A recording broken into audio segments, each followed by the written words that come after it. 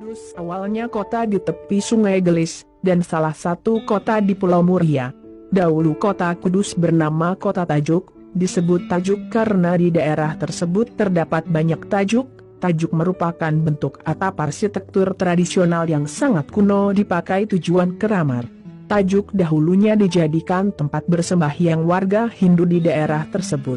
Dengan demikian kota Tajuk dulunya sudah memiliki sifat kekeramatan tertentu. Sunan Kudus mendekati warga kota Tajuk dengan membuat struktur atas menara Kudus yang berbentuk tajuk. Warga hidup dari bertani, membuat batu bata, menangkap ikan, dan berdagang. Setelah kedatangan Sunan Kudus, kota itu dikenal sebagai Al-Quds yang berarti kudus. Kota Tajuk memang sudah lama menjadi kota perdagangan, tetapi karena posisinya agak jauh dari Selat Muria, tidak ada pelabuhan besar di kota Tajuk. Hanya pelabuhan transit, yang nanti akan transit lagi ke pelabuhan Tanjung Karang di tepi Selat Muria. Pada saat itu, Selat Muria masih dalam dan lebar, sebagai jalan pintas perdagangan. Pelabuhan Tanjung Karang adalah pelabuhan transit penghubung ke pelabuhan Demak, Jepara dan Juwana. Komoditas utama ekspor pelabuhan Tanjung Karang adalah kayu yang berasal dari Muria, yang juga digunakan sebagai salah satu material pembangunan Masjid Agung Demak.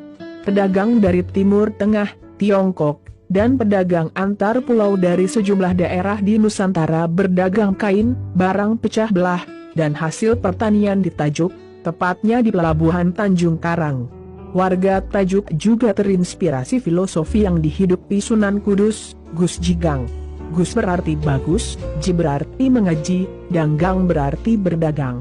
Melalui filosofi itu, Sunan Kudus menuntun masyarakat menjadi orang berkepribadian bagus, tekun mengaji, dan mau berdagang.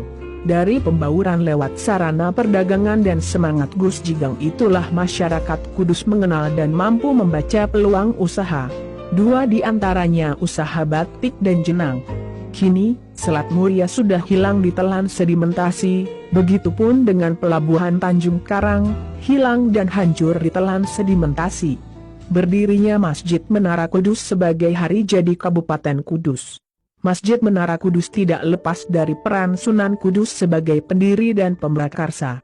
Sebagaimana para wali songo yang lainnya, Sunan Kudus memiliki cara yang amat bijaksana dalam dakwahnya.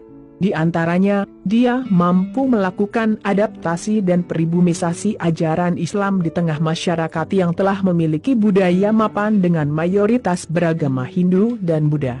Pencampuran budaya Hindu dan Buddha dalam dakwah yang dilakukan Sunan Kudus, salah satunya dapat kita lihat pada Masjid Menara Kudus ini. Masjid ini didirikan pada tahun 956 atau 1549 Hal ini dapat diketahui dari inskripsi, prasasti, pada batu yang lebarnya 30 cm dan panjang 46 cm yang terletak pada mihrab masjid yang ditulis dalam bahasa Arab.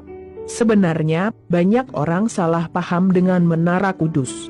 Masyarakat berpikir bahwa Menara Kudus dibangun bersama dengan Masjid Menara Kudus, padahal tidak. Menara Kudus sudah ada dari zaman Hindu-Buddha, dan umurnya jauh lebih tua dari Masjid Menara Kudus. Kini, kejayaan dan kemakmuran kota Kudus karena perdagangan, terulang lagi karena industri, dan posisi Kudus yang strategis sebagai lalu lintas perdagangan Jawa terletak di jalur Pantura, atau A2, Asian Highway 2, membuat kota Kudus ramai dan maju. Bahkan Kudus adalah yang paling maju di Karsidenan Pati dan di Semenanjung Muria. Pendapatan per kapita Kudus juga yang tertinggi di Jawa Tengah, karena hasil industri yang besar, serta penduduk yang tidak terlalu banyak, tetapi dengan kepadatan penduduk yang relatif tinggi.